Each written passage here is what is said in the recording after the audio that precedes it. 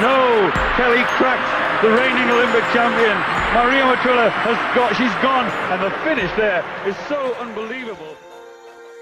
Hello humans, welcome to the immersed Manx podcast brought to you by Martin, that's me. And Matt. That's him down the other Zoom line, Matt. Matt, called you Matt, not Matthew. Boom. Yeah, first time. James. How are you today? Yeah, I'm good, thanks, all things considering. Yourself? Yeah. It's, when are we now? Appreciate this going out in a few weeks, mid-May now, coming up. That's my birthday, Matt, by the way, birthday. Just in case you want to get something shipped around to me. Today? Hey? Yeah, exactly. Anyway, go away. Billboards, quick shout out to a sponsor. As always, they're really good to us. Billboards.in, so go and check those guys out. Future digital advertising. Today we're joined by Joe. Joe, thanks for coming on the line. No problem, pleasure. So, little intro clip that probably neither of you heard just because of this distancing, but it was Kelly Holmes from the Athens Olympics which is unbelievably 2004. And we were probably about 3 at the time, Joe, I'd imagine, just to make me feel really old. Obviously, amazing. Oh, right, yeah, still doesn't make me feel any better. No. we obviously a very good 800-metre runner, which is kind of your discipline now, so we thought it was quite relevant to the topic. So welcome, like I said, thanks for coming on. As with these things, let's start off with whether you're a come over your Manx, or Manx as the hills. I feel Manx as the hills, but in truth, I was born in Derby, England, and then my family and I, so my mum, dad, and sister, we moved over when I was 3. I think my sister was 1. So basically, all my childhood memories are from the Isle of Man. I consider myself Manx, although technically, because I was born in England, I am English. And when you came to the island, where did you settle? Always been based in Port Erin. I'm Port Erin patriot, what I call myself. I absolutely love it. Lived here all my life. My dad's had 2 houses, both in Port Erin.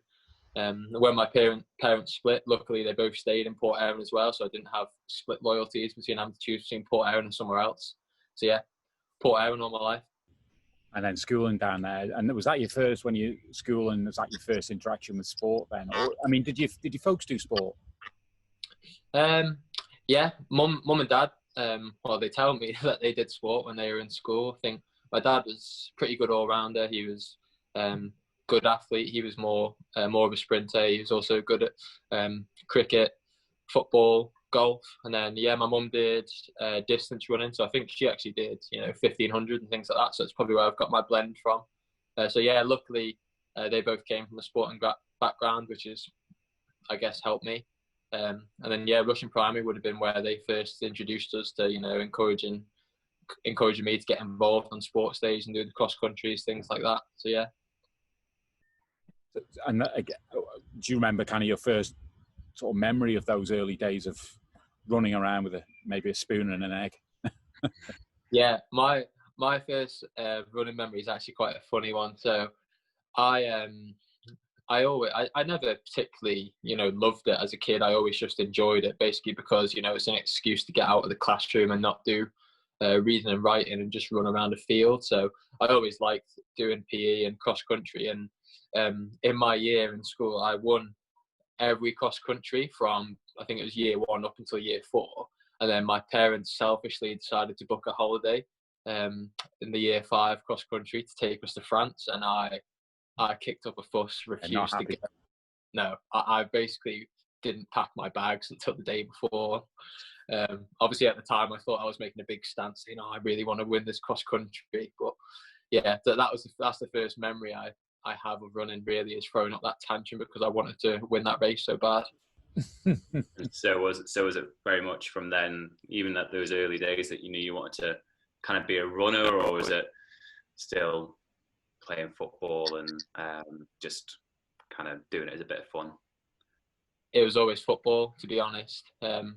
You hear a lot of athletes say, "Oh, I grew up wanting to be an Olympian and win a gold medal." I grew up wanting to score hat tricks at Wembley and go to a World Cup. I loved football, and I always did athletics on the side. I'd do cross country, I'd do the Manx Harriers Wednesday League and things like that. But no, I lived and breathed for football at that young age. we like to discuss who you support. Yeah, we can. I'm an Everton fan, so I don't have a lot to say. Yes, since I've been following them. Well, good to have you on today. Thanks, Joe. Cheers. Bye. Yeah, get over to games and stuff as well. Would your parents take you to games sort of when you were a bit older? Not that you're that old. I think I went to Goodison for the first time when I was in year 5. Maybe it was my dad's makeup present for missing that cross-country race, thinking about it now. But yeah, I never supported a team until I was in year 5. And then my dad, his golf partner at the time, he was an Everton fan. They used to go over about once a month to watch a game. And I think he used to take his daughters, and they dropped out. So he had 2 tickets, and he said to my dad, do you fancy coming over with me, and you can bring Joe if you want? And my dad's a Middlesbrough fan, and his only rule to me as a kid was that I couldn't be a Glory supporter. I think he was jealous that Middlesbrough didn't have much success. So I think at the time I wasn't allowed to support Chelsea or Man United, but he said apart from that I could have free pick. And then yeah, we went to this Everton game, and in hindsight I was never going to support anyone else after going to my first match, was I? So yeah, no, it's often the way, isn't it? That first match plants the seed. Yeah. Sadly it was Everton, but never mind. Yeah, I know. Yeah, if he could have let me choose Chelsea, I think that would have been a good one. I'd get to celebrate a trophy every year, but yeah. So I hate it, but I love it as well. Like a good football fan, that's what it should be about, shouldn't it? Yeah, exactly. The day that Everton win a trophy it's sad for me to say, but it's probably going to be the best day of my life after waiting so long to see if it's. I'll be waiting a while, but anyway. Yeah. Yeah, Everton fans unsubscribing as we chat. So when you're then at school, you say obviously doing running, sort of dominating the cross country side of things. Were you kind of aware at that age? Because obviously we'll get on to what you do now, but that you were obviously faster than other people, but that you had some ability in there. Like you said, I knew that I was faster than other people. I used to win.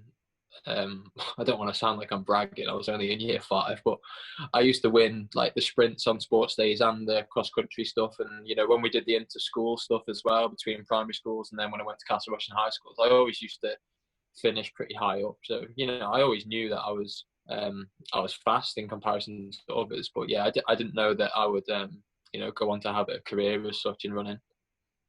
Yeah, so just looking at that, so like when you go to high school, it's Castle Russian, it's 13, isn't it? Around the age of 13. Yeah. 12, I don't know. So such a long time ago. And obviously looking at the results, the power of 10 type of results, then that's when those kick in, and you're looking at doing 100, 200. So was it more sprinter focused? I guess it is at that age because they don't want you running long distances. Yeah, I always just preferred sprints, to be honest. As soon as I started going to the track and actually running on a synthetic track, I always just liked putting spikes on and sprinting. There's something fun about it. The races were normally a bit closer at that age. You can do a 1500 and the gap between first and second might be 10 seconds, whereas in a sprint it's normally a blanket finish. So I think I just found that more fun. And to be fair, the coaches down there and my dad always encouraged me and my sister to try all the events. So that's why there's probably a bit of a mix on my power at 10 when I was younger. Yeah. So I can see from like there jumping a little bit ahead on your CV that there's high jump, long jump, those types of things. So it's a bit of everything at that age. Yeah. I always just enjoyed giving it a mix. I didn't have a favourite event, so yeah, I just tried everything. So, I mean, I suppose being at those younger age, I use the word sprinter loosely, I guess, at a young age, whether that's quite definitely, I presume that plays into doing the long jump, certainly the long jump, because I imagine that apart from technique's a lot about speed. Yeah, definitely. I think the field events are something that are really good for young kids to do because they practice so many different type of movement skills that, regardless of whether you're going to stay in athletics or go into different sports, they're so good. So that's why it's brilliant for kids to get involved in that. And when I'm based in Cardiff now, I coach athletics for 2 academies there, and we always encourage kids to try not to specialise too early. And even if they do prefer some events, you want to keep all the different movement skills in the training that they're doing, just because they apply to so many different sports. So yeah, I guess that's why I tried to vary it, because yeah, like I said, I was still playing football at that time, and in school you do rugby, cricket, basketball, everything. So it's good to have a variety. Yeah, as I say, that's something we've heard quite a few times now is that it's much better to be trying to be, especially at the young age, and give them all round set skills rather than straight away, like as soon as you realise someone's good at something, pigeonhole them at that, and that's all I'll ever do or I'll learn, sort of thing. Later on, it might be a bit to their detriment in that sense. Yeah, 100%. Because you probably don't know. Most people probably don't know what sport they're going to go into. I mean, if you're going to pursue sport seriously, I say, then you're probably not going to know until you're in between 16 and 18. So it's best to keep all avenues open. You don't know what you're going to be good at, really. So 2008, just looking again at the results, sort of hundreds, 200s, but the UK Athletics League. So it's assume you're travelling away at this stage. Yeah, it must have been. That must have been with the junior league, Manx Harriers. So I remember Di Schimmel used to take us across, and they were brilliant weekends. Looking back, that'd just be you and your mates from athletics. Athletics was the minor part of that weekend, to be honest. You'd get to go on the boat and go to a shop without your parents and things like that. It would be brilliant. And then you'd wake up on the Saturday morning after a couple hours sleep from staying up until 2 a.m, be like, oh, I've got to run today. I got brilliant memories from them. It's amazing the helpers that are around. You mentioned Di there, who I used to cycle a lot with a son who's sadly no longer with us, but people like that who do just a massive amount of things for sports people in the background. Huge. Yeah, there's loads of people like that I'm sure there's so many other Di's across the Manx sporting scene that they get so many kids involved in athletics, and it's their kind of encouragement and the way that they make young kids enjoy the sessions at that age, that that if I'd have gone to Di and had a miserable experience and she'd have just made me run laps and laps and I'd have hated it, I probably would have stopped athletics there and then and never come back to it. So yeah, people like her play a massive role in getting people sucked into the sport and beginning to fall in love with it. And like at that age, 2008, rattle around your mind what age you were then. Is it about first, second, or third, or is it about a time, or is it was it just about participation? If I were to rank them in order, it would probably, at that age, it's probably participation, position, time. I didn't care too much about times at that age. I always wanted to finish near the front, but the main thing for me was turning up. And when you're still in year 6, you don't see other people from outside your primary school. So I had a lot of someone who are now my best mates went to Ballasalla primary school, and I only saw them on a Wednesday night at the Manx Harriers track league. So Wednesday nights would be the highlight of my week, getting to see them. And yeah, for a lot of kids, it's not until you get to high school that you get to mix with other kids and make new friends. But I luckily got that opportunity a bit early, and that was one of the main reasons that I really stuck at athletics, because I had a good friendship group there. So moving on again, maybe 2010. What age would you be in 2010? 14. 14, yeah. So again, looking at the McCain UK Youth League, regularly away at that. Looks like a monthly type of event, I guess, that you go to, for all age ranges. Do you have much memories of that? I appreciate it's not a million miles ago, but... brief ones, yeah. Like I said before, I remember at that age, I more just enjoyed the trip itself than the actual going away to run. And I mean, if I remember right, at 14, I still don't think I was particularly brilliant at it. I think at that stage, I more just enjoyed doing it still, and I don't think I had an event set in stone at that age. Still, I think I still did a little bit of everything. Maybe probably less of the field events and a bit more sprints, but yeah, I was still probably a little bit of an all-rounder.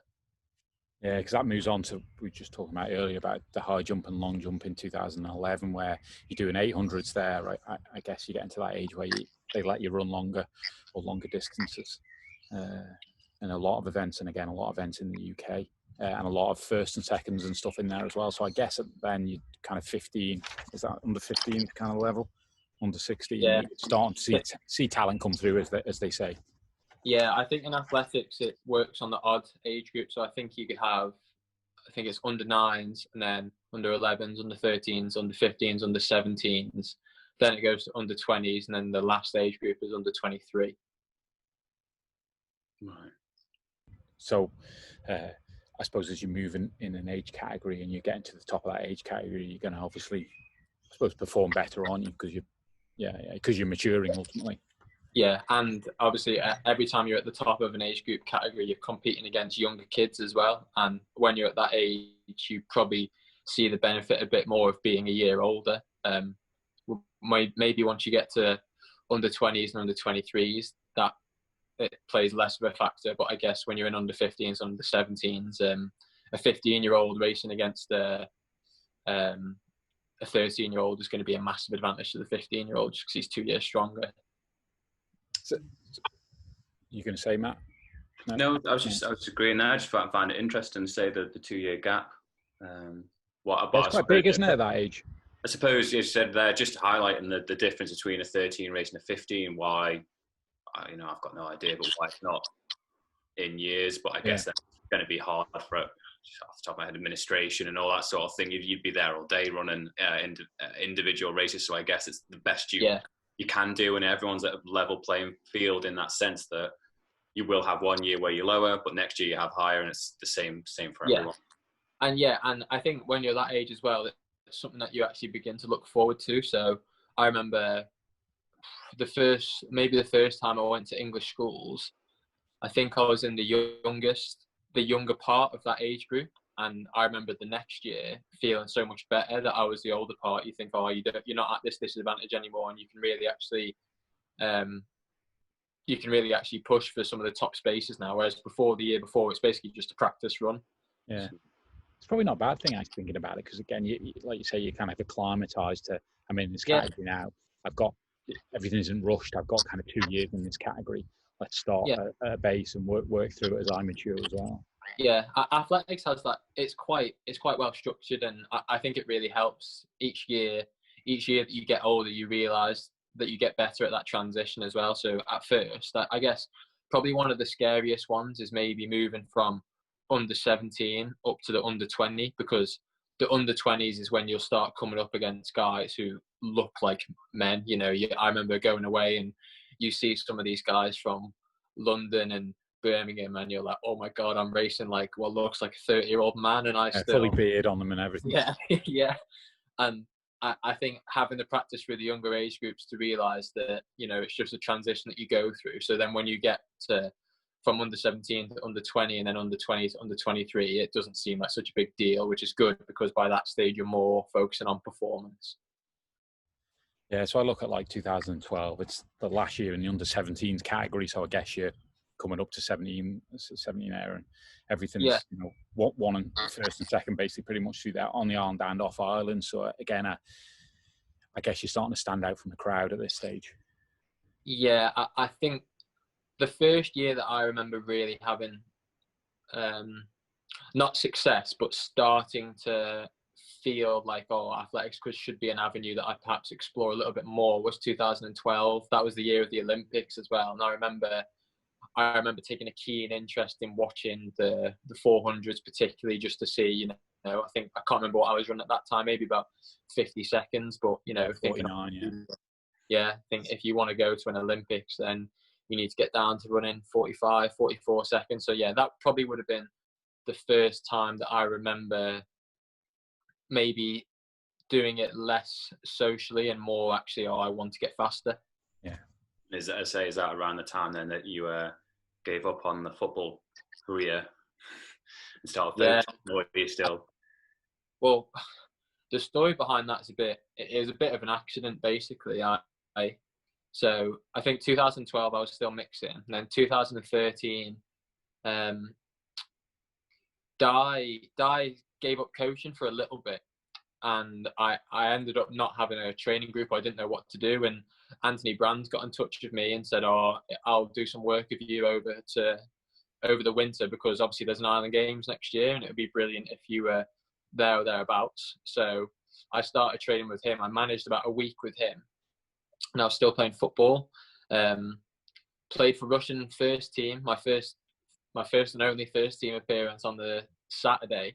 And then on the Sunday went and played for the juniors, and don't know who it was, but some fella from Ramsey, we were battering them like 7-0, and it's absolutely crippled my ankle. And I ended up doing quite bad ligament damage in it, and I was on crutches for about 6 weeks, and yeah, about 2 months, no sport or nothing. And then yeah, it was at that point more details had started coming out about Bermuda, and my dad was saying, oh, Bermuda's, you're probably never going to go there in your life again, and you're good for football at your age, but if you do well in that, you're looking at maybe a trip to Liverpool at the end of the year, whereas if you do well in athletics, you're looking at a trip to Bermuda, and there's a Commonwealth Games and things like that, so the opportunities in athletics might be a bit more. So I guess that decision, it kind of made itself in the end, just looking at it from what am I going to get more out of long term, and thankfully, well, so far it's paid off.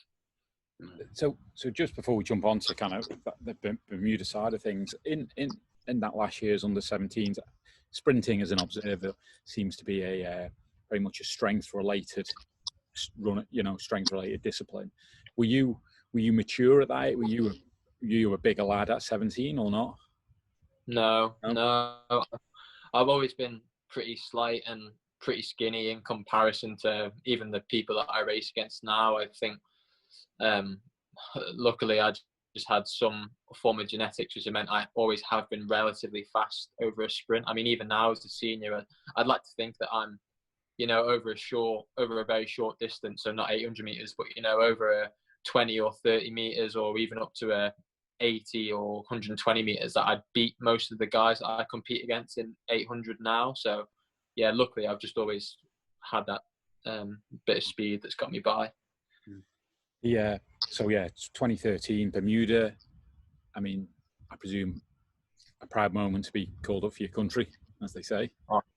Yeah, I at the time probably didn't realise what a big deal it was. You hear about people talking about Island Games and they're brilliant, but as a kid, apart from the fact that it was in Bermuda, I just assumed it was another trip away where you compete. And then I got there and didn't have the shock of my life, but I was a bit taken back by how much of a big deal it was. And yeah, Bermuda still to this day, 7 years on, is one of the best memories that I've got in athletics. Absolutely loved every second of it.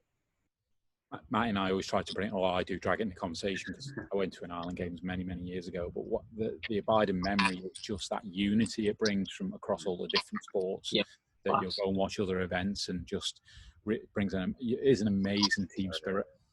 Yeah, I've loved it. Unfortunately, I've only been able to go to two, partly through. So I did 2013. Missed 2015, which was Jersey, I think, through injury, and I would have loved to go to that one, but I couldn't.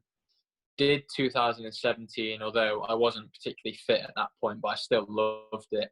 And then because I moved back to the UK in 2018, you have to be like a full-time resident over here if you're not Manx, and obviously because I only moved here when I was 3, I don't qualify to do them anymore unless I live over here. So, I mean, that is one of the only bad points about my career, is that I don't know how many Island Games I'll be able to do. Like, I'd always love to do them, but I don't know what opportunities I'll get. Yeah. And you won a medal, obviously, in there. I say obviously, but in Bermuda. Yeah. Gold medal as well. I was still. You have an expectation going there? No. Seeing competitors knowing their times, nothing. No, nothing. I remember Ryan Fairclough was doing the 800 there, and we'd all been sharing a room in a dorm. And to me, at that age, I looked up to Ryan as, Ryan's brilliant, and that's the type of athlete I'd love to be. And he came, I'm pretty sure he was doing the 800 and 1500 double, but he was better at the 800, but he got a silver in the 15, but only came 4th in the 800. And I remember feeling gutted for him that he came 4th. And at that point, I was like, oh, it would actually be really cool to get a medal, partly to kind of make up for him a bit as well. I remember thinking that at the time, but I knew there were a couple of quick guys in the 400. And to be honest, at that point, I was like, oh, getting a medal would be brilliant. I didn't ever expect to win.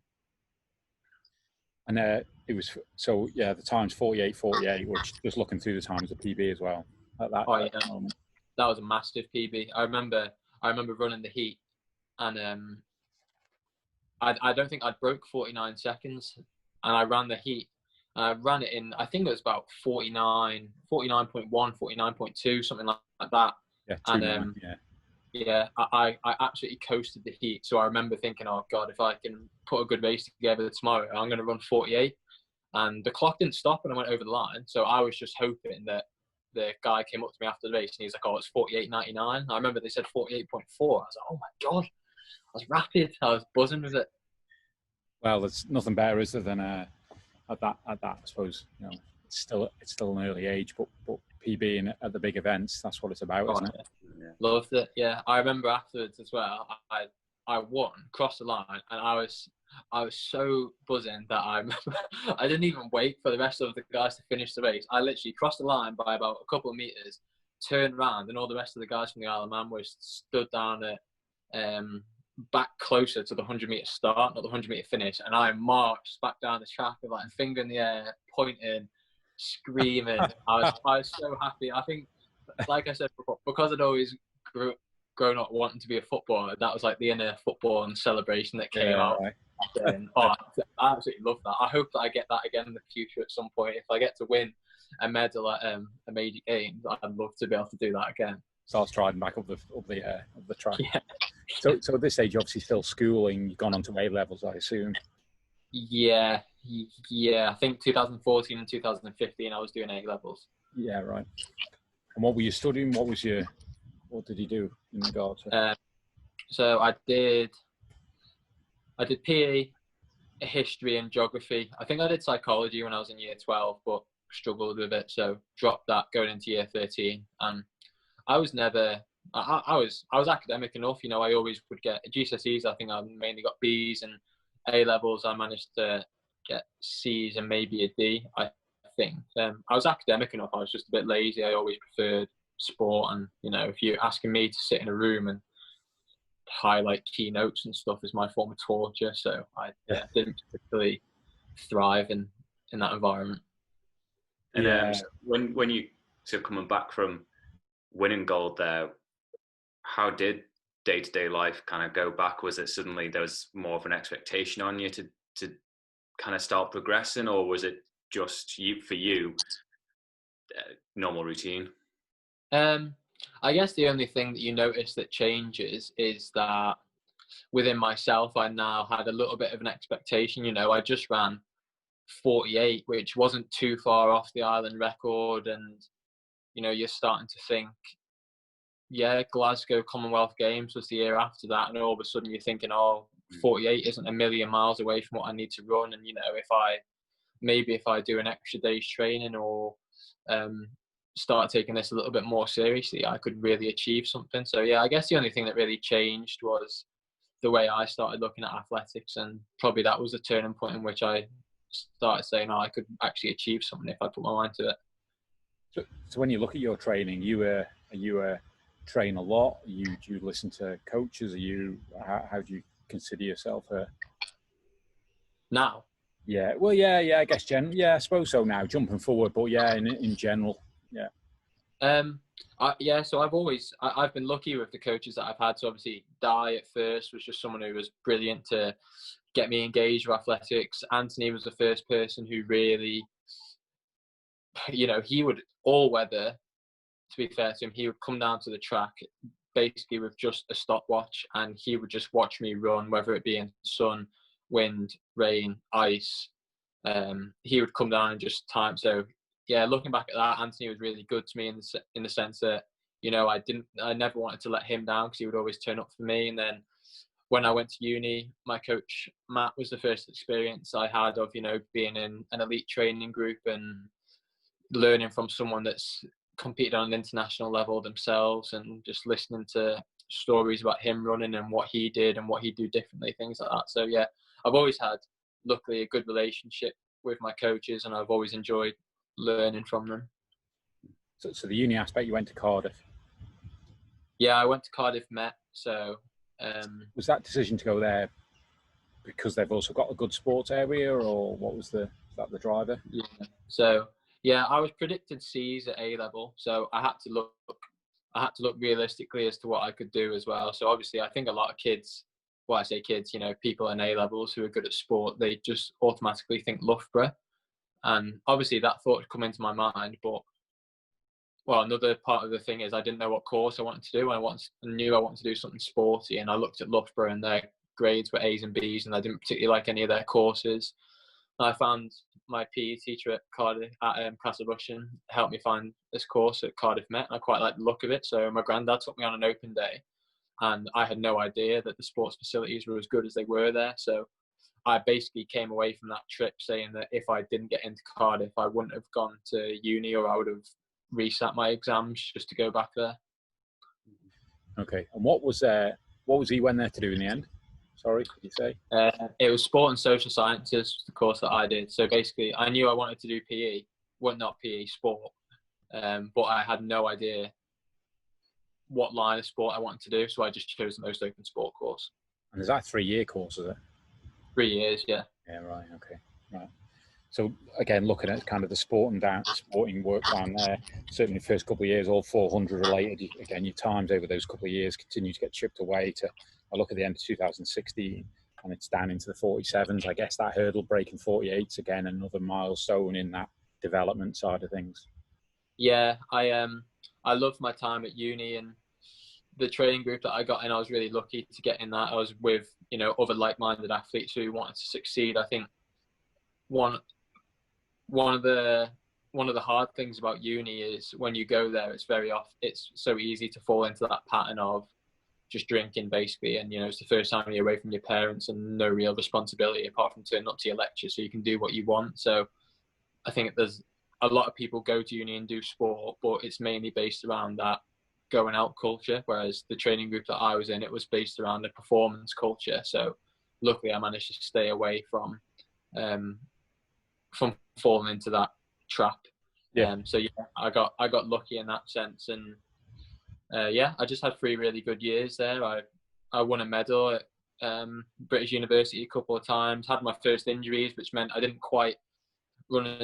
run quite as fast as I'd like to. But the experiences that I got from being injured and Type of injuries? What were you looking at? I had a couple of hamstring tears. I think I did my left twice and my right once. The first one on the left was quite bad. That really set me back quite a bit. You feel nervous to ever really put that force and run through it and sprint properly on it again. But luckily I came back from that, and then towards the end of uni, I had another little. I think it was the second time I had a little niggle in my left hamstring. So I was running quite well. I just ran that 400 PB, and Matt said to me, my coach, he said, "Oh, you're obviously fit, and you're running well. The only thing that's stopping you from running more PBs is the fact that you can't put this force through your hamstring that you want. You're scared to really put your foot down. So why don't you try an 800? Because it's a shame to waste all the hard work and training that you've done." So that was a start of, there'd always been a running joke within the sprinting group, obviously, because I was a 400 meter runner. I trained with the 400 meter runners, and in 400 meters, you normally get the athletes who are more speed based, so they'll do a mix of 200 and 400, or you get the 400 meter runners who are just really strong, who are more 400, 800. And it was always quite apparent that I was the 400, 800 type. I'm probably the only one like that in the group. So they'd always joke to me, over long sessions where I'd beat them, they'd always be like, "Oh, you only beat us because you're an 800 meter runner, really." And I didn't really like that, to be honest. In a sprint group, you feel like the odd one out, getting labelled the middle distance runner. But Matt and I always dirty middle distance runners. No one liked it. But Matt, it got to that point where Matt just said, "Let's give it a go," and then that's where 800 took off. So that's really interesting, actually, just to go back to the injury point of that psychology side of, I suppose, almost subconsciously, I guess, as well, and I guess like anyone coming back from injury, it's testing it and just not wanting to feel that pinch or that snip, and maybe you're not conscious you're doing, you just subconsciously not forcing through it. Yeah, I hated the hamstring injuries, because even when, you could stretch your hamstring and you do all your rehab and stuff and it'd feel fine, but I just knew that as soon as I were to come to sprinting and putting that force through it, which you can only really replicate through sprinting, I would just get this pinch, and I could run on it. And, I could do sessions and I could run really fast, but you would feel this pinching that in the back of your mind, you want to hold yourself back because it hurts, Yeah. Have you watched the Andy Murray documentary? I haven't. No. He said with his hip that, you know, he could play tennis on it. He played tournaments, but in the back of his mind, he always just knew that his hip hurt.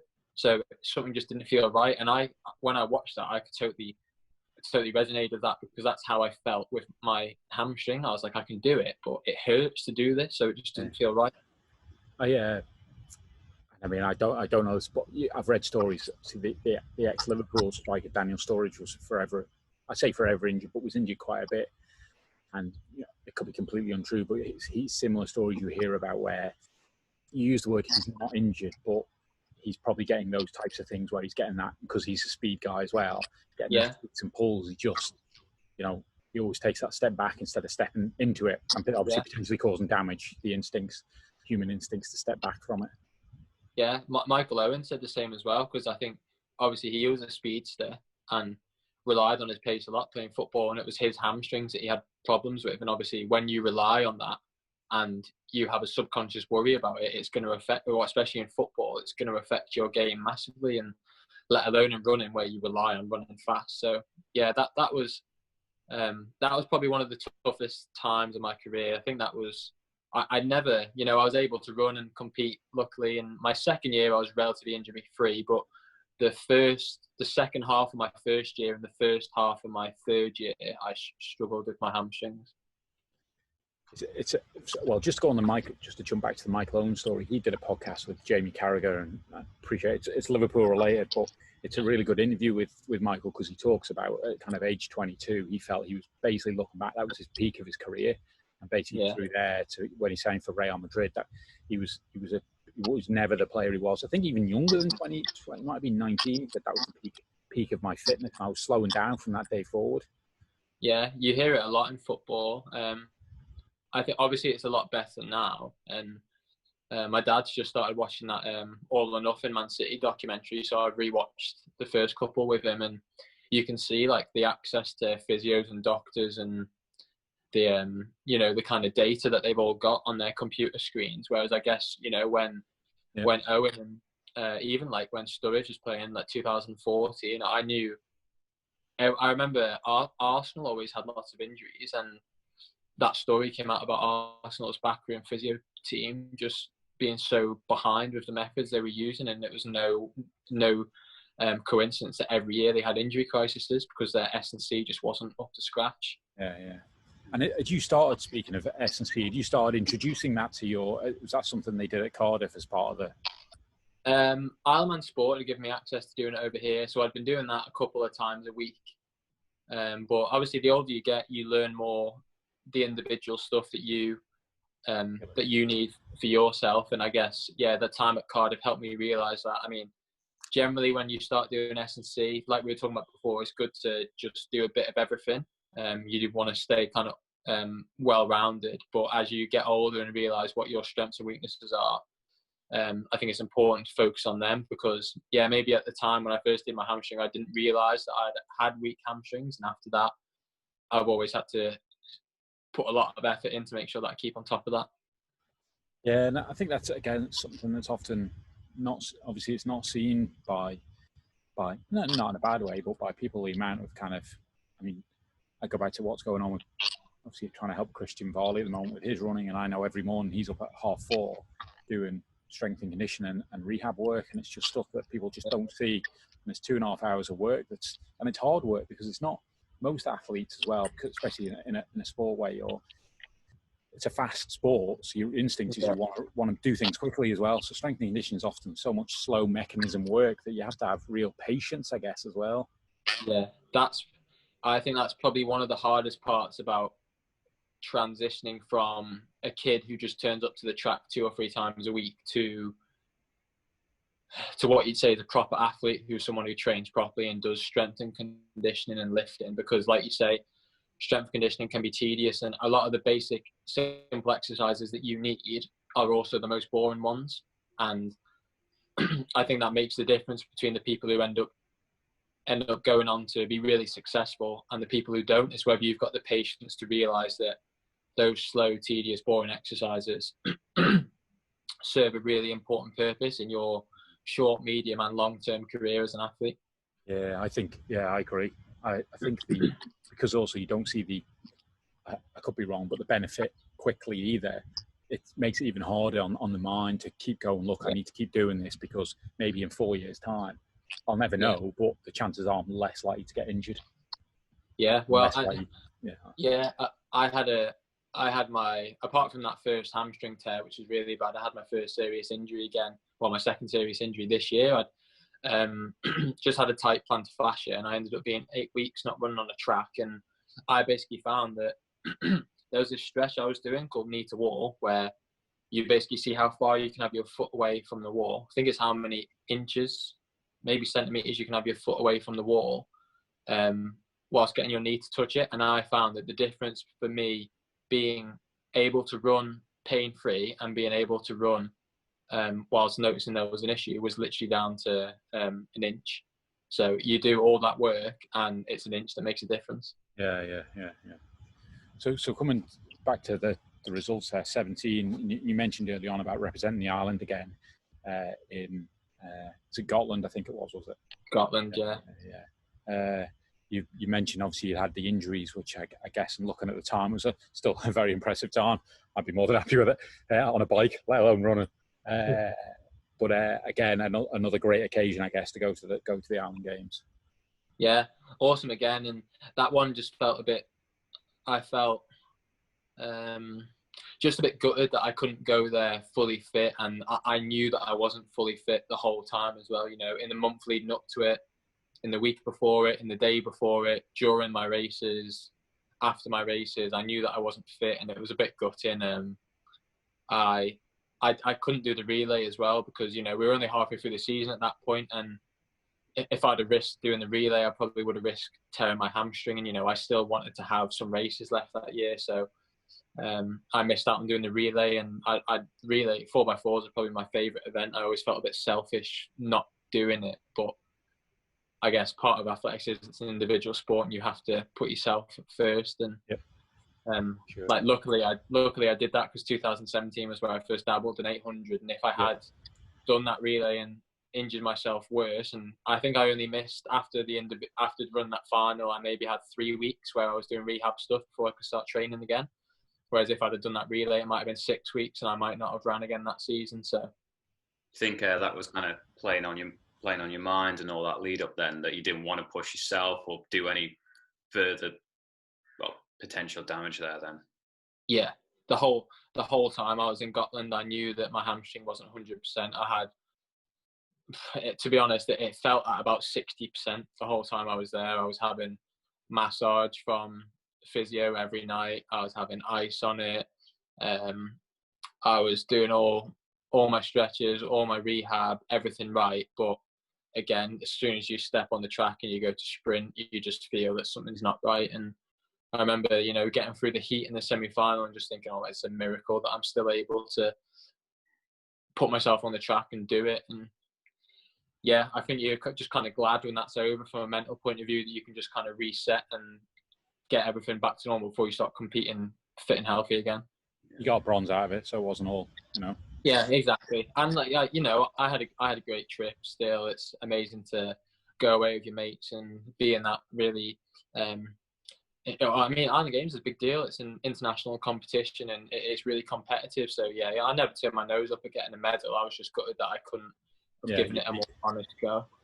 Yeah, so you mentioned the second half of that year, then you started to certainly dabble in the 800s, looking at results here again, immediately, you know, UK BMC series, immediately, you know, top of the list or near the top of that list. So when you stepped and when you transitioned and started doing that, did it just immediately feel I'm at home here? Yeah, I loved it straight away, to be honest.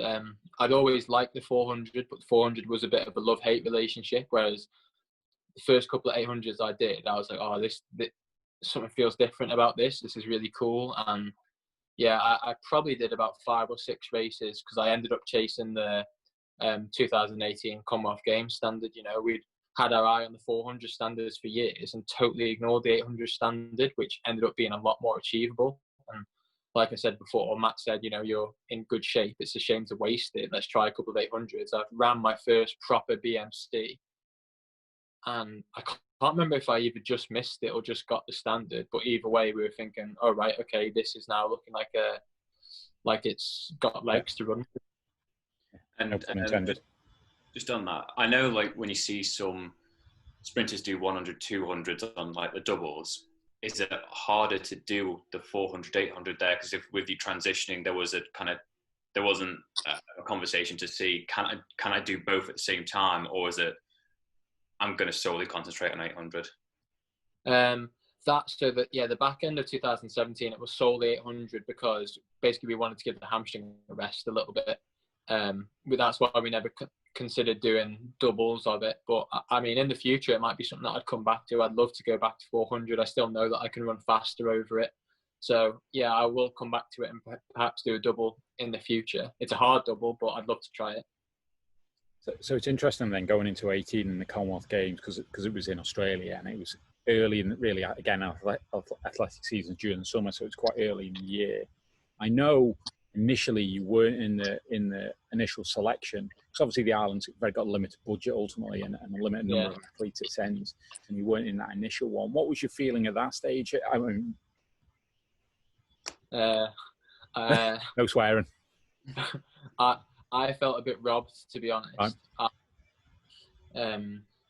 You know, I knew how hard I'd worked over all the years before although I wanted to go for 400 to get to a point where I could go. And, you know, I felt like I'd done a lot. I'd ran the qualifying standard 3 or 4 times in a very short space of time, and I'd got faster each race. I felt like I'd showed enough potential that I was worth taking the risk on. And yeah, I did feel a bit let down. You know, you do all that hard work and in the hope that someone's going to take a punt on you, and I felt like I was well worth that punt. And yeah, I was a bit gutted when that didn't happen at first. And how did it change around? So I must say I don't know that story.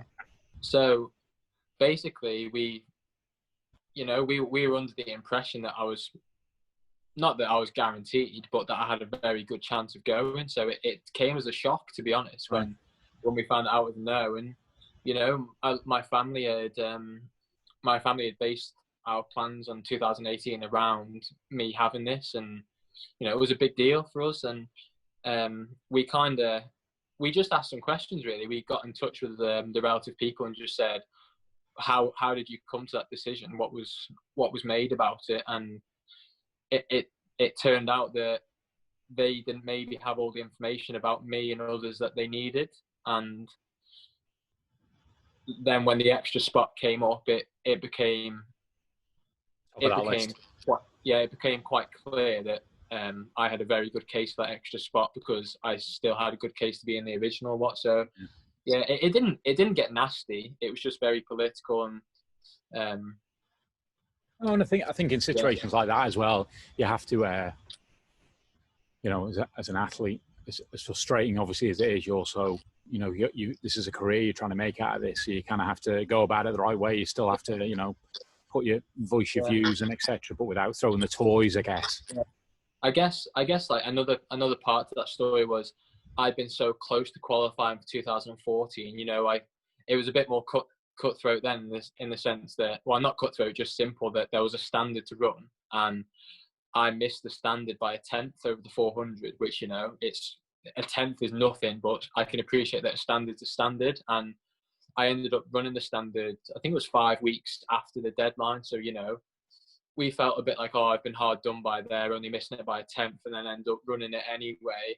Before the games had started, we were like, oh, you know, if things worked out different, you could have gone to that one. And the message that me and my family had after 2014 was, you know, you're doing everything right, carry on doing the right thing. In 2018, you'll get the break.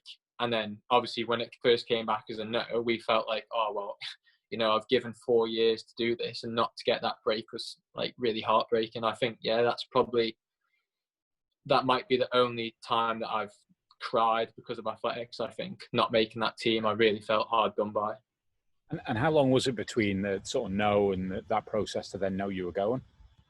About a month, I think. Right. That was one of the longest months of our lives, I think. You know, we were doing so much work. We hadn't given it much attention before about all like the selection policies and the criteria and stuff. And then we saying, well, you know, are we being stupid? Did you miss things and whatever? And we realized like, no, I didn't miss anything. I'd done everything right. And you know, like I said, it got quite political, but yeah, we were just very thankful that extra space opened up in the end.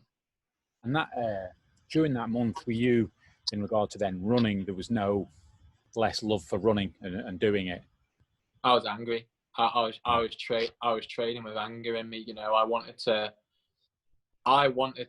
because it was around December that we found out I was running indoors in January, and I basically wanted to train that hard that I wanted to come out in January and basically make a statement and say, how can you not pick me? That was my mentality in that month. I wanted to prove people wrong. I was very angry.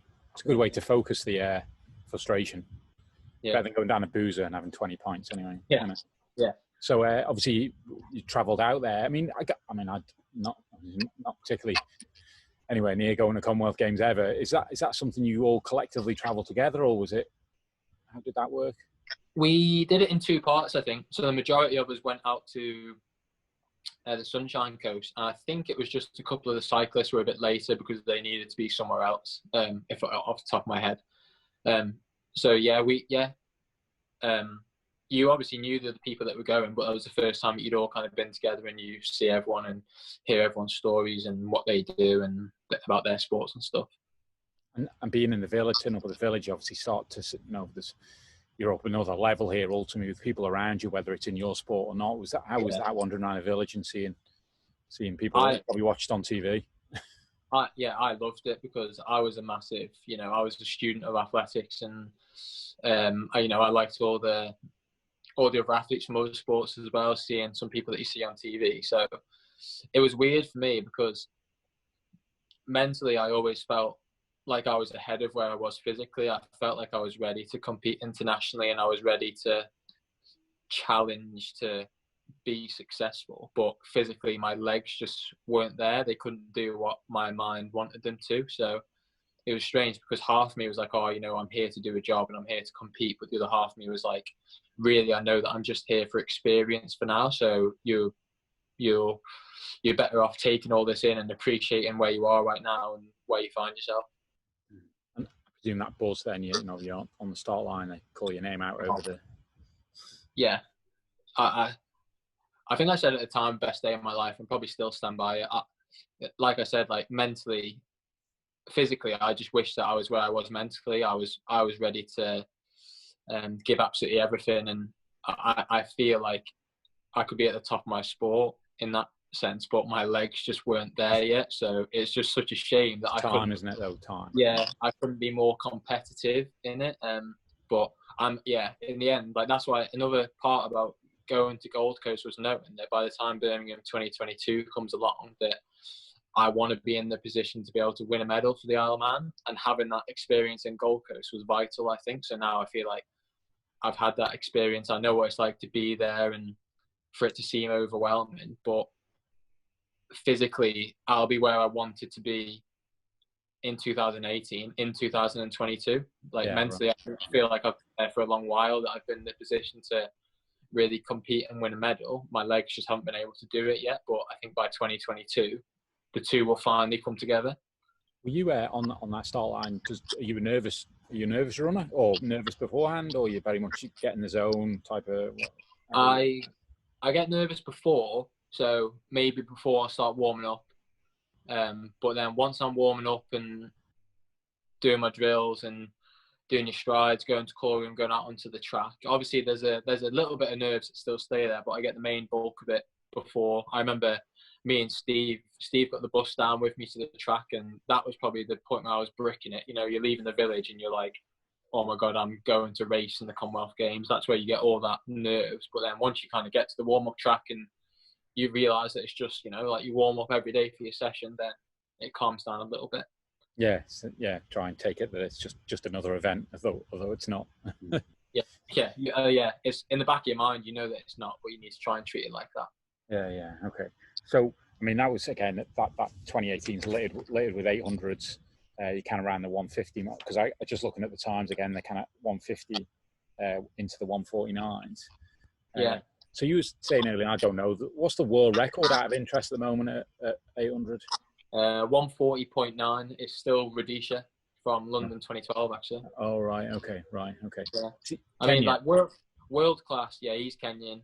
World class 800 meter running at the minute is anywhere around 144. Right. If you want to look at winning a medal at a major games, 145 is probably what you'd be looking at to win a major medal. But if you want to be winning games, you need to be capable of running 144. Right. And sorry, you said the world record was what in the 144s? 140.9. Oh, you did say 40.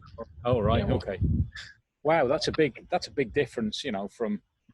But then that's part of the 800 meters, like Rhodesia, he obviously knew that he was in world record shape then, so he just went out and ran as fast as he could. Whereas part of the 800 meters is it's very tactical. So often when it comes to finals, whereas the 400 meters would just be, yeah, of course, leave everything out on the track, gun to tape. In the 800 meters, you get guys who are brilliant in fast-paced races, but also the guys who are brilliant in slow races because they know where to position themselves at what point in the race they need to do certain things. So yeah, that's why I say, although the world record's that fast, you don't need to be able to run close to that to win. Not every race is going to be ran. And I should know that. I should know that, having just watched the Kelly Holmes thing where she was last on the track or going into that last lap before she won the gold. Yeah.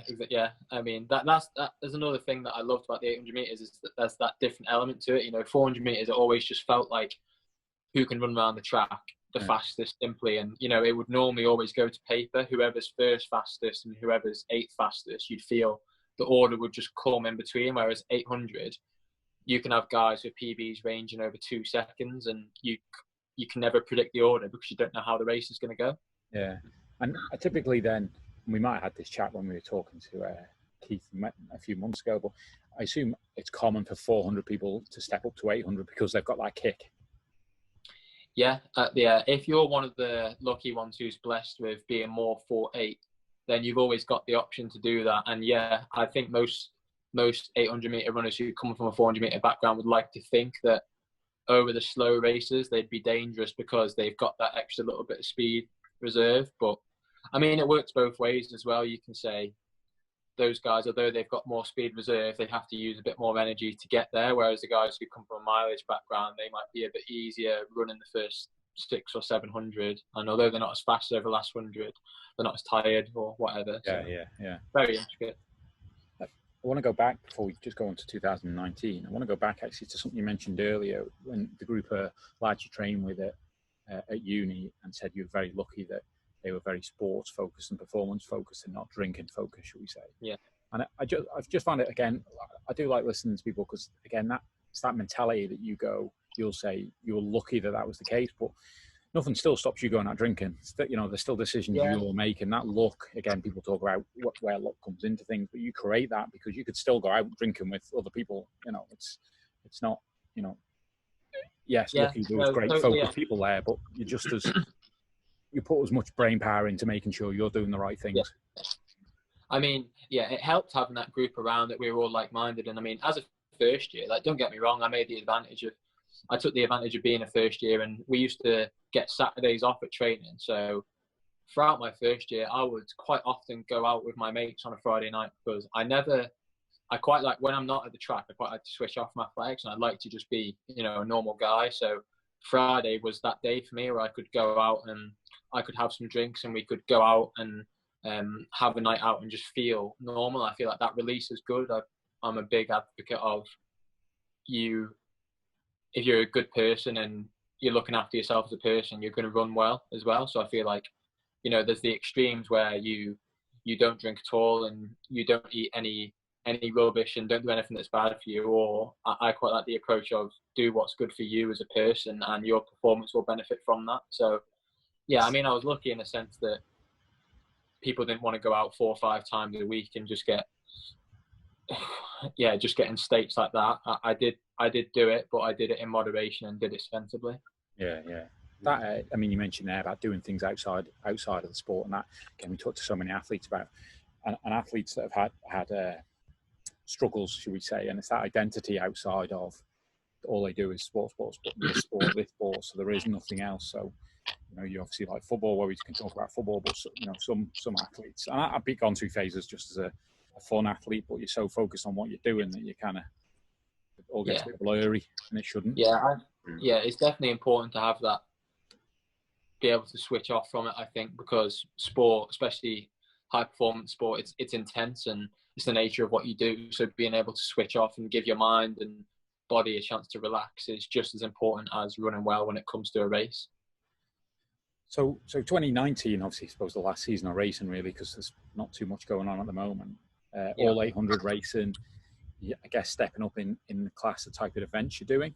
I mean, those types of events, are they based on, because you qualify for them based on time, because you're representing GB? I mean, you had a GB call-up, because you've run for GB, haven't you? Yeah, so I'd represented them as a junior for some of the 4x4 relays, but last year was the first time I ran for them as a senior. The races, it's a total range, to be honest. Obviously, you get some where you need to qualify for them. So like when I ran at the European Indoors, there the process is you have to run a time, you have to finish in the top 2 at the British Athletics trials, and you have to be eligible to run them as well. So you have races like that. You have races where you can just enter yourself. So like the BMCs, you can just enter and they'll put you in a race according to your time, try and make it competitive. You have other races where you might get invited. So, a race organizer might email you or your agent and say, does Joe want to run in this race? And then you have other races where they're championships and, you'd enter yourself, but it's with a view to going on to another competition after, stuff like that. So yeah, you get all sorts. And sorry, what age range is the seniors for athletics? So the last junior age group is under 23. So I think once you get to, depending on which month you're born in, either 22 or 23, you then start going into seniors. So I'm in all the seniors now. And sorry, what's the higher age bracket of that then? Just talking about. Obviously. Oh, as in like what? How old the seniors go up to? Well, I mean, officially you're not a vet until you're 35. So it's that's big range there. Where you were doing all incremental. Now you are just against. Yeah. There's no kind of hiding place now. You can't hide in your age group and just win races in your age group. Now you're against the big boys. Yeah. And indoor, outdoor, where's your preference lie? I like both for different reasons. I like outdoor because that's what you grow up doing as a kid, and it's the weather's normally lovely. There's that smell and the feel of a track day that you grew up with. The races, they're a bit they're less hectic, they're more calculated, more measured. You feel like you've got a bit longer to think about things. Indoors I like for different reasons. The atmosphere is normally a bit better because the tracks and stadium's a bit tighter, so if there's a crowd there, that tends to make it a bit better. Some days I quite like the fast-paced nature of the indoor races, and it can be a bit hectic, and people will trip, people will fall, people will push, people will barge. I like those. No, I don't mind getting my elbows out. And yourself wide. How did you find your first year in senior there? Because obviously we've talked about the first year on the bottom bracket, you kind of just getting the feel of things and how it works. Is that kind of what you felt last year, or do you hit the ground running against them? Stepping up to seniors, it can be a bit overwhelming. I think some athletes can struggle with it, especially if you've been a successful junior and always won your junior stuff, and then all of a sudden you go up to senior and you find yourself getting whooped by these guys who do it for a living. I quite enjoyed the step up just because I always like challenging myself and testing myself. So it was quite nice for me to race against some guys that you've never raced before. Go to championships where you feel like the youngest there, and that you can learn off everyone there, and your best is yet to come. So yeah, I didn't mind it. So looking like at the moment, funding wise and things like that, how does that all work for you? So funding, I get a lot of support from the Isle of Man. Isle of Man Sport they give us funding where you'll get a certain amount that you can claim back through the year. So if I go on a trip and I pay for my flight and stuff, I can claim a certain amount back from that. And then I got on the Chase Your Dream program, which is set up by the Albert Goubet Foundation. So I get some money which helps essentially towards my living costs in Cardiff. So without that, I wouldn't really be able to train and live over there. And then I have a couple of private sponsors as well. So TLC Business Solutions, Sue from there. She once a year, she normally writes me a check. Yeah. And she'll say, you go out and get yourself a pair of spikes, pair of trainers, and little things like that really, really help. And the money that she gave me last year helped pay for me to go warm weather training, things like that. And then I also have Satanta Hypnotherapy Clinic, which they've helped me financially just to not put all my eggs in the athletics basket. So, financially I've been able to start kind of living a normal life as well. So, saving and things like that. Because at the minute, because athletics is essentially my job, I put everything into that, and I don't get a chance to really work the hours that I'd like to be able to save for, later down the line when I want to buy a car and go on holidays and, put a deposit on a house, things like that. I haven't had the position to do that. So until they came on board, I wasn't able to think about anything apart from spending my money on running. So yeah, I've been lucky with the sponsors that I've got, but yeah, for me to perhaps get to the next level, I might need to look at getting another additional sponsor to really help fund the next phase of my athletic development. Yeah. And are you based in Cardiff then? Typically, I appreciate we're in lockdown at the moment. Yeah, so I'm on the Isle of Man at the minute, back in Port Erin. But yeah, I mean, normally when we're not in a global pandemic, I'm in Cardiff. Yeah, right. I presume you obviously finished uni. What are you doing down there? Just based down there for training? Yeah, so I finished warm uni. weather training. Yeah, I essentially am there for training. So yeah, the sponsorship and funding that I get helps me be able to do that. And then I work part-time when I'm there. So I coach for 2 separate academies. So I do them in the evenings. Anywhere up to 3 or 4 times a week. It's quite flexible, which you need as an athlete, because you want work to revolve around your training, not training to revolve around work, just so you're able to perform and recover to the level that we need to. So yeah, that's what I do in Cardiff, and I like it there. I was just saying, what was the reason for you post uni staying at Cardiff? Was that the coaching, the setup? You were all used to kind of everything around there. You set up a good base in that sense.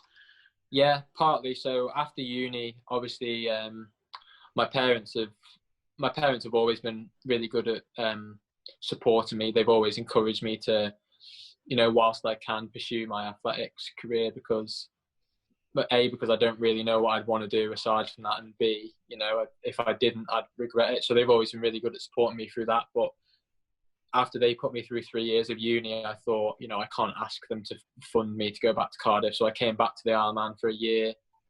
So 2017 into 2018, I was working 30 hours a week at Manx Telecom and then training in the evening. So I just basically saved up for, I think it was 10 months in the end, saved up to be able to go back to Cardiff in September 2018.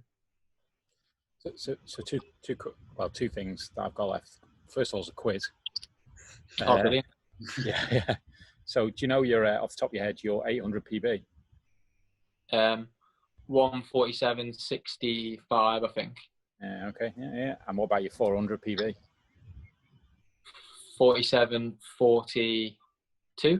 Yep, spot on. Yeah, 100%. So looking ahead, then you mentioned earlier about sort of goals of Birmingham. What appreciate, and I don't know what the thoughts are around this year and whether I'm sure we'll be running at some stage. But what are the sort of medium to long? What's the ultimate ambition as well? Yeah. I never was one of those kids that grew up saying, "Oh, I want to win Olympic gold." I think that's come as I've progressed through the sport. So for me, a big one would be if I could win a medal at the Commonwealth Games. I feel like I owe the Isle of Man a lot. I've had a lot of support. My family are from the Isle of Man, and just general public have been brilliant for me. My Facebook page I get a lot of messages, people saying, just encouraging you, and it's hard to overlook that support, and I really do think it helps. So yeah, winning the medal at the Commonwealth Games would be massive, and then winning, I'd love to win a couple of major medals. I'm not particularly fussy about what, because I appreciate that there's a lot of 800 meter runners in the world who want to go out and win a medal at, European Championship, World Championship, Olympics. But I feel like I'm capable and I'm good enough to do that. So I think for me to, retire, I'd be a bit gutted if I hadn't won a medal, because I think I can. At Commonwealth, what's kind of you mentioned earlier about elite, like I suppose Olympic time frames. With Commonwealth, what kind of medal range to look at? I mean, you must have a number that you're thinking, I need to get into this kind of zone to start thinking I can compete for a medal. Yeah, I think so. 145 probably. Right. I think once you get to that point, then you're able to go into a championships being like, I can actually contend here. I'm not here to make up the numbers, and if I run well, I can do it. At the time that you need to run to win might be quicker than that, but I think you can be like seriously competitive and go into a games expecting a medal at 145, and there's been games won in about 147. It depends on the type of race you get in, but yeah, I think at the minute I'm running 147, and I don't feel like I'm too far away from making the step to where I can actually start going into competitions and being like, I can challenge for a medal. It's that flip on though, isn't it? I guess as you're competing at a higher level, you're competing with faster athletes, and just naturally brings you on, doesn't it? Yeah, definitely. The more experience you get at those big competitions and big championships, the better you'll be for it when it is your time. So I've always thought that, I don't know where my ceiling is and what that's going to be, but I definitely feel like I've got a big moment in me, and I feel like everything that I'm doing now and everything that I've done as a youngster has been building up to that big moment, whatever it is. So I hope that all the experiences I've had along the way will all come to fruition at whenever my time will be. Yeah, all those stepping stones, isn't it? We chatted just briefly before we came on. I know your sister's a very good athlete as well. I know she's been injured more recently, but we were talking on air. She's back running now, which I'm sure someone with a longer term injury, and you mentioned it was a knee injury, must have been a frustrating time for her. Yeah. She's basically been through hell and back as an athlete. She won a bronze medal at the World Junior Championships, so that's essentially World Championships for everyone in that age, and she came third in the world in 400 meters. The girl that won that championship won the actual World Championships last year. So I mean, that's the kind of level that Catherine was at. But yeah, she's been to hell and back with this knee injury, and yeah, everyone's journey is different, but she's had one of the tougher ones, and hopefully when she does get back to the point where she's able to compete at the level that she wants to again, it will make it worth the wait, because she'll really appreciate everything that's happened in between. Yeah, for sure. Obviously, wish her all the best, and hopefully in due course, she's certainly been recommended to have a chat with, so hopefully I'll get that opportunity. So just one final quick question from me anyway, was advice to, I suppose, youngsters getting into athletics. What advice would you give to them? Like we touched about before, I'd say for the youngsters, I'd say just enjoy it, get a good group of friends and just find what you like and do it. I think, to be honest, it's probably more important to emphasize to parents. You get a lot of pushy parents who bring their kids down and they're screaming at them to win. I'd say as a parent, just relax, let your child enjoy what they do. It doesn't matter if they're good at it. I wasn't particularly brilliant as a youngster. I would often do races and becoming fifth and sixth, but I think the main thing was for me that my parents, my dad especially, always just encouraged me that as long as I enjoyed it, keep going back. I'd say the more important message when kids are young in primary school and first couple of years of high school is just make sure that your kids enjoy it. Don't make them feel forced into doing anything. Yeah, definitely. Cool. Well, thanks for your time today, Joe. It's been very fascinating. Certainly will be following you over the coming years as well in your development, and all the best. Brilliant, thank you. No, I really enjoyed It's it. nice to hear someone, a young athlete as well, talk passionately about representing the island, because it means that I know it means a lot to the island. They're very proud of their athletes. They try and produce. I know Island Sport do a hell of a lot of work in supporting athletes such as yourself. Yeah, no, definitely. I think, for the last couple of years now, I've looked forward to Birmingham 2022 because that's the biggest stage that we can represent the Isle of Man on. So, yeah, hopefully by then we can have something to shout about. Good man. Thank you. Right, check it out, Matt. Yeah, so wherever you're watching or listening today, please like, subscribe, share, and leave those 5-star reviews, pretty please.